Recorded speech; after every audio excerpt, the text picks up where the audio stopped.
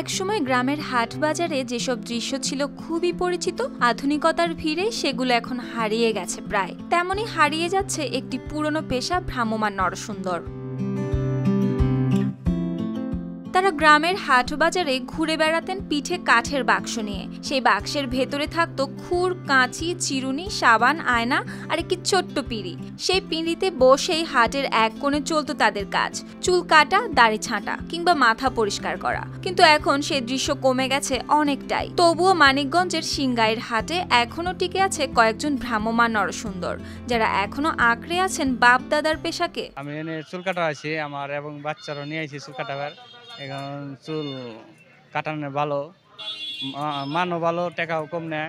তেমনই একজন শ্রীচন্দ্রশীল। তিনি ৭১-এর মুক্তিযুদ্ধের সময় বিনামূল্যে চুল কাটতেন মুক্তিযোদ্ধাদের। আর একজন ভোলানাথ শীল, তিনিও বাপদাদার পেশাকে ভালোবেসে চালিয়ে যাচ্ছেন এই কাজ। এমনকি ছেলেদেরও শিখিয়েছেন খুর চালানোর কৌশল, যাতে বাঁচিয়ে রাখা যায় এই ঐতিহ্যকে। সে সময় তাকে চুলকায় কত মাগ নকে দেখতাম, নিজেকে একটা উৎসাহ, তাদের মাগ নকে দেখতাম।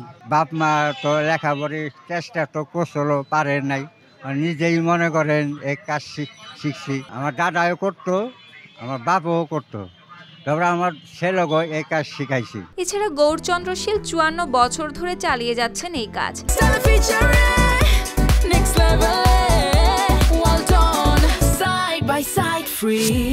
এখনো চুল কাটার দাম ৬০ টাকা আর শেভ করাতে নেন ২০ টাকা করে। জানে যে সবাই যে বাইরে বসে চুল কাটা একটু দামটা কম, এ কারণে সেলুন থেকে না হয়ে আমাদের এখানে আসে, কাজও ভালো পায়, আমরা ভালোভাবে চলি। সদিত কুমার শীল এই পেশায় আছেন প্রায় ১৬ বছর। কখনো ৫০০ থেকে ৬০০ টাকা, কখনো দিনে ১০০০ টাকাও আয় হয় তার।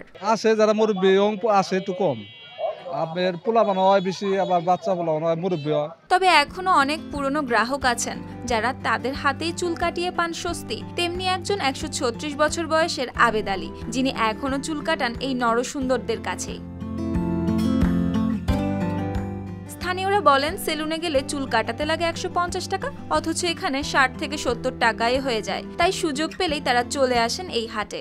ওখানে দেখা গেল চুল কাটতে অনেক সময় ১০০, ১৫০, ২০০, আর এখানে দেখা গেল যে ৬০, ৭০, ৮০ টাকা দিয়ে গেলে এই টাকা না। এইভাবে প্রজন্মের পর প্রজন্ম খোলা আকাশের নিচে খুর চালিয়ে এখনো টিকে আছেন কিছু মানুষ, যাদের হাতে বেঁচে আছে এই গ্রামীণ ঐতিহ্য। News desk, RTV।